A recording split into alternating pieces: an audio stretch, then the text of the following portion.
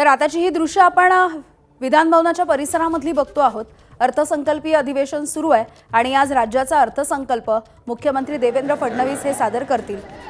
या सगळ्या पार्श्वभूमीवरती सध्या आपण बघतोय की मुख्यमंत्री हे सध्या विधान भवनामध्ये पोहोचलेले आहेत तेव्हाची ही दृश्य आहेत। त्यामुळे आजच्या अर्थसंकल्पामध्ये कोणकोणत्या क्षेत्रासाठी नेमकं काय काय असणार आहे या सगळ्याची उत्सुकता आहे। विधान भवनाच्या परिसरामध्ये सध्या मुख्यमंत्री देवेंद्र फडणवीस हे पोहोचल्याची ही दृश्य आपण पाहतोय। विधान भवनाच्या परिसरामध्ये असणारा छत्रपती शिवरायांचा हा पुतळा आहे आणि यालाच आता मुख्यमंत्री अभिवादन करणार आहेत। आणि यानंतर आज जे अधिवेशन सध्या सुरू आहे राज्याचं अर्थसंकल्पीय अधिवेशन, आजचा अत्यंत महत्त्वाचा दिवस, कारण आज राज्याचा अर्थसंकल्प, राज्याचं बजेट सादर होणार आहे आणि यासाठी छत्रपती शिवरायांना आधी अभिवादन करून यानंतर विधिमंडळामध्ये सभागृहामध्ये मुख्यमंत्री येतील।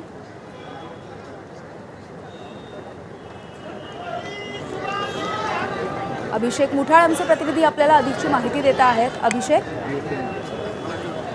मुख्यमंत्री देवेंद्र फडणवीस हे विधिमंडळात दाखल झाले आहेत आणि आपण सध्या बघतोय की छत्रपती शिवाजी महाराज यांना अभिवादन मुख्यमंत्री आणि सुनेत्रा पवार यांच्याकडनं केलं जात आहे। सोबतच इतर आमदारांची देखील उपस्थिती दिसते आहे।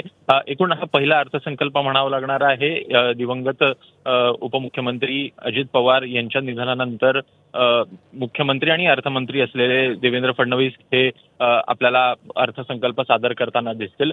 एकूणच कुठेतरी अजित पवार यांची उणीव ही भासताना दिसते आहे, असं देखील वारंवार आपल्याला अनेक आमदार असतील, मंत्री असतील, हे बोलून दाखवताना दिसत आहेत।